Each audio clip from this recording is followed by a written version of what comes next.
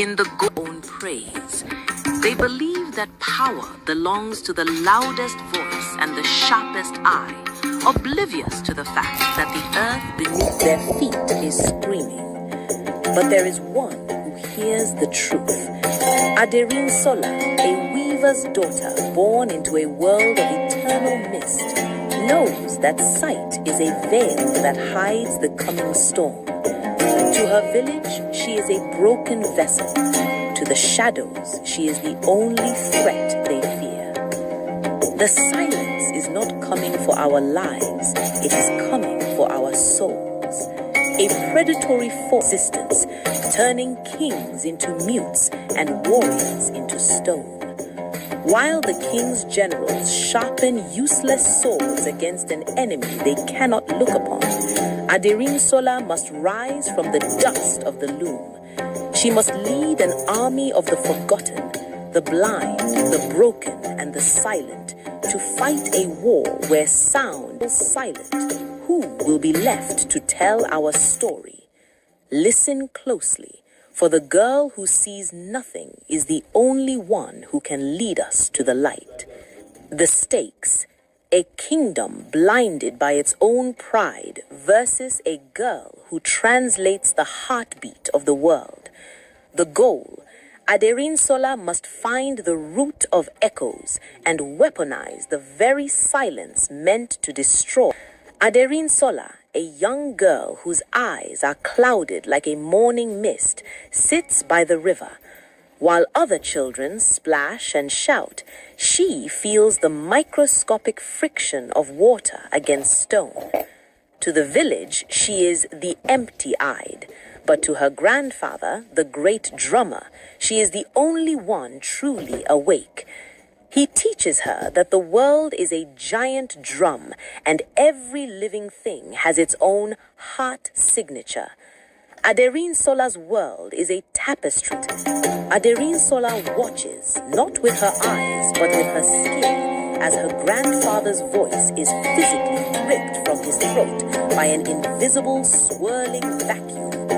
As he collapses, he taps a final fragment. Aderin Sola realizes she is the only one who can hear the dirge of the earth's foundation cracking open. What lies beneath the silence? The capital city of Ilu Aye is a fortress of bronze and eagle. King Adewale sits on a throne of solid gold, unaware that his palace is rotting from the inside. Aderin Sola arrives. King's heralds mock her, but Aderin Sola strikes her staff against the palace wall. The sound doesn't echo, it groans. She tells the king that his pride has blinded him, not like her, but by choice. Sorcerers, the Dustwalkers, are hollowing out the kingdom to build a city of absolute stillness. The king is insulted but terrified. His finest seers have seen nothing, but Aderin Sola describes the exact shape of the crack hidden beneath the king's royal rug, a crack that looks like a jagged lightning bolt. Shaken, the king realizes this blind girl knows his secrets. He grants her a scouting party, but he places her under the command of General Obafe, a man who believes that anything the enemy does. The Forbidden Forest is a cathedral of shadows. Usually, it is a riot of monkey chatter and parrot screams, but today it is a tomb. The silence is so heavy it feels like wet wool against the skin. General Obaf's drum is like a beacon, drawing the predators closer. Suddenly, the air turns cold. Aderin Sola screams for the soldiers to cover their ears and mouths. A shatter wave ripples through the trees. It is moving at the speed of light. Trees don't fall, they simply disintegrate into gray ash. The soldiers who didn't listen are left standing, their mouths open in silent screams, their vocal cords turned to dust. The general is paralyzed by fear as he watches his elite vanguard become ghosts.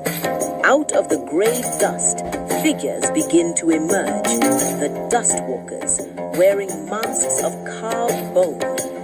Why are they choosing to capture the soldiers instead of killing them? The survivors flee into the throat of the ancestors, a deep canyon with sorrow glass, a black mineral that traps echoes. Every footstep the soldiers take is stored by the glass and played back seconds later, creating a chaotic wall of noise that disorients the mind. Men begin to draw swords against their own shadows, driven mad by the phantom sounds of their own footsteps. Aderinsola closes her eyes, a redundant gesture that helps her focus. She realizes the sorrow glass has a breaking point. She instructs the soldiers to hum a single low note in unison. The general laugh vibrate. The sorrow glass shatters, releasing weeks of stolen sounds in a massive, deafening explosion. In the chaos, a night stalker, a beast that hunts by tracking heartbeats, leaps from the cliffs. It doesn't use eyes, it uses two large dish-like ears to pinpoint its prey. Aderinsola realizes she cannot hide, so she must camouflage her sound.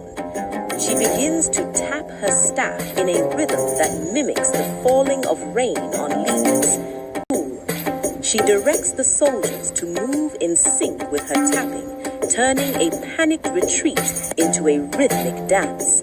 She leads the beast towards a patch of whistling thorns as the high-pitched frequency that causes the Night Stalker to howl in pain and retreat. But the victory is bittersweet. A young Dustwalker, a boy with eyes as pale as Aderinsola, is caught in the thorns. He holds a small glowing orb, a sound seed. As Aderinsola reaches out to them, the ground beneath them, weakened by the earlier glass explosion, collapses. They fall into the dark, leaving the general and his army behind. What secrets does the enemy born hold in are made of living crystal? Here, the root of echoes, the spiritual nervous system of the continent, is visible. It looks like a giant tree made of light and vibration. Zane isn't a monster. He is a refugee. He explains that his people, the Dustwalkers, are being forced to steal sound by a silent queen who believes that the noise of the surface world is a disease that will eventually shatter the earth. Zane shows Aderinsola the sound seed. It contains the stolen voice of her grandfather. If it breaks, the voice is lost forever. Aderinsola realizes that the Dustwalkers are literally starving for resonance. She shares a piece of how we detect her new friend from her own people. Deep in the heart of the crystal cavern lies the court of the silent queen. She is a woman made of translucent marble, her heart visible and unmoving. She doesn't speak. She projects her thoughts, silenced, to preserve the great sleep. She views Aderinsola's gift not as a Sola's eyes, if she stays and helps drown the surface world in silence. For a moment, Aderinsola is tempted to see her mother's face, to see the colors she only knows by texture. But she realizes the price is the world's soul, wants it for himself. Who is the real monster? The queen who wants silence, or the general who wants gold? The cavern becomes a war zone. The Dustwalkers fight with void blades that cut through the air without a sound, blinding the sighted soldiers and choking Aderinsola. Is a massive fuse burning behind the throne. The general has planted enough powder to bring down the entire mountain range. Aderinsola tries to warn them, but no one is listening. She She realizes she must use the voice seed her grandfather gave her. She breaks the orb. Her grandfather's voice erupts loud. It physically pushes the fire back and dampens the fuse. But the backlash of the sound shatters the crystals around her. Aderinsola is buried under a pile of sorrow glass. In the silence that follows, the general declares her dead and seizes the emerald or something else. Aderinsola is pulled from the rubble by Zane, but she is different. The explosion of her grandfather's voice has overloaded her senses. She can no longer feel the vibrations of the earth. She is truly clapper to celebrate his victory. He doesn't realize he is about to erase the capital city. Aderinsola and Zane must race against time to reach the palace, but without her sight, Aderinsola is stumbling. They are literally two bodies sharing one. Aderinsola and Zane burst into the throne room just as General Obafe raises his golden hammer to strike the emerald. The king is bound and gagged. Aderinsola screams for him to stop, but her voice is a whisper sound. She instructs Zane to strike a smaller crystal in a specific rhythm. The two frequencies meet in mid-air. The shock wave doesn't explode outward, it implodes. The general is thrown back and the emerald shatters. The stolen voices of 1,000 people are released at once, returning to their owners across the kingdom. The vocal blight is cured, but the cost is high. The palace is a ruin, and Aderinsola's connection to the earth with a shard of the emerald. Aderinsola stands in the center of the cheering crowd, but she feels nothing. Has the weaver of echoes lost her thread? The kingdom is causing riots. King Adewale is overwhelmed. Aderinsola retreats to her village, feeling like a ghost. But her grandfather takes her hands and places them on a drum. He doesn't play. He just lets her feel the rest between the beats. He tells her that true sight isn't about the noise, it's about the silence that gives the noise meaning. Aderinsola begins to realize that her numbness is actually a new kind of sensitivity. She can now hear people, the wounded soldiers who were abandoned by the general. She teaches them to communicate through skin talk, vibrations passed through touch. They become a secret network of resonators. Meanwhile, General Obafe has found a way to use the emerald shard to create silent assassins, men whose footsteps are literally erased from reality. The general's silent assassins begin picking off the king's advisors. Because they make no sound and have no heart signature, thanks to the emerald shard, Aderinsola's scouts can't find them. The city is gripped by a new kind of fear, the fear of the invisible. General Obafe sends a message. The girl cannot protect you from what she cannot hear. Aderinsola realizes she must change the battlefield. She leads her resonators to the salt flats, a place where the ground is so sensitive that even a falling feather creates a vibration. She knows the general will follow, thinking the open space makes her vulnerable. She spends the night tuning the salt, burying hollow gods beneath the surface.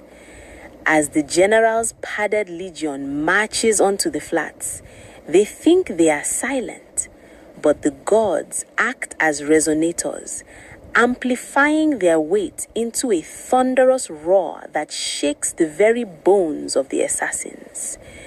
But the general has brought a secret weapon. How will Aderinsola see in a storm of 1 billion screaming grains of sand?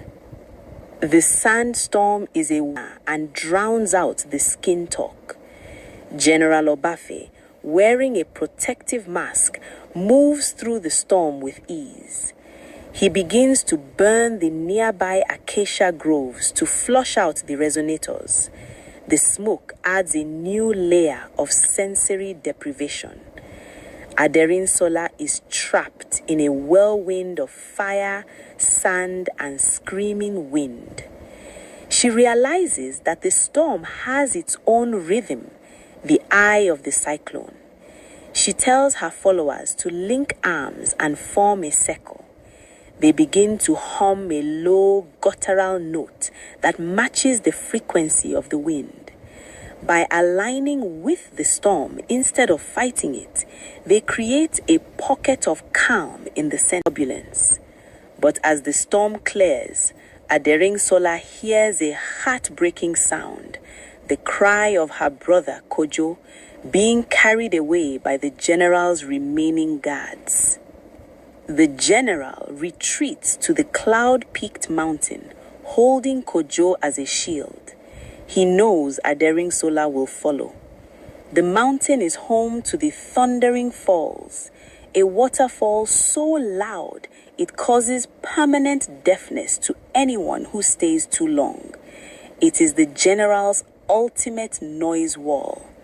He mocks Aderinsola, knowing her ears are her only weapon. Aderinsola reaches the base of the falls. The roar is like a physical weight, crushing her senses. She realizes she cannot use her hearing here. She must use her internal rhythm. She remembers her grandfather's lesson about the rain. She begins to drum on the mountain's basalt rocks. The vibration travels up through the stone, bypassing the air and the noise. She isn't calling for rain, she is calling for an avalanche. She creates a sonic wedge that splits the waterfall in two, momentarily silencing the roar. In that second of silence, she hears Kojo's location, but she only has seconds before the water returns.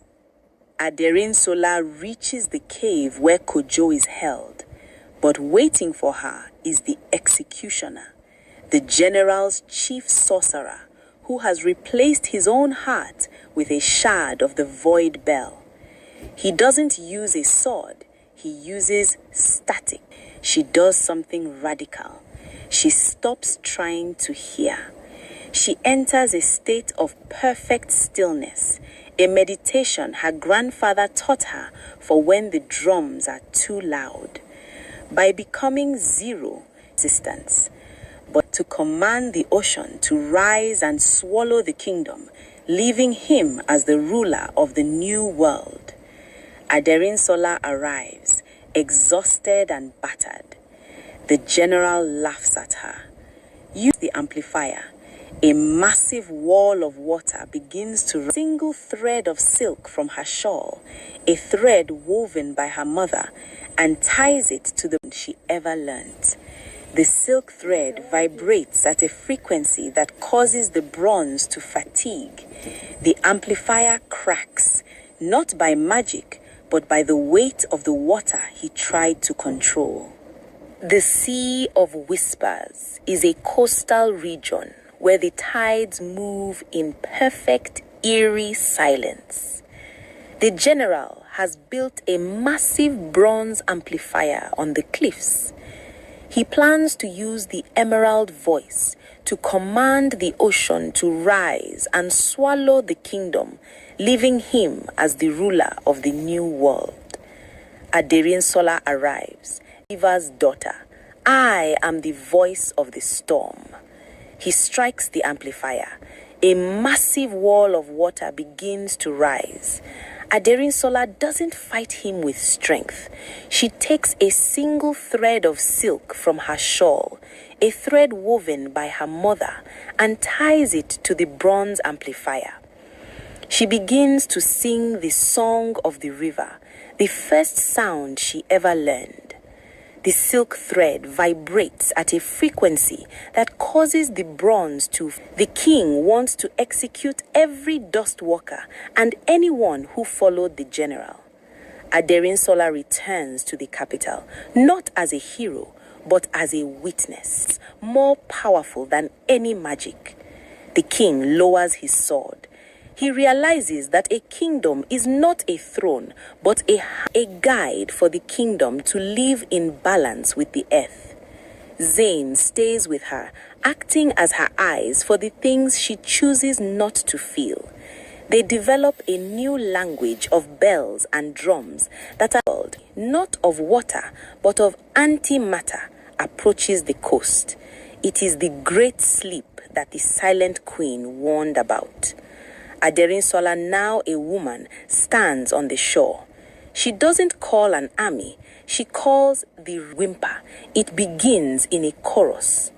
Aderinsola realizes her purpose was never to see the world, but to make sure the world never stops singing. The camera pans over a thriving Ilu Aye. We see Aderinsola sits on her porch, her eyes still. The moral, the narrators, the earth is still singing your name. The final image, Aderinsola picks up a small drum and gives it a single gentle tap. The ripple travels through the air, turning into a golden bird.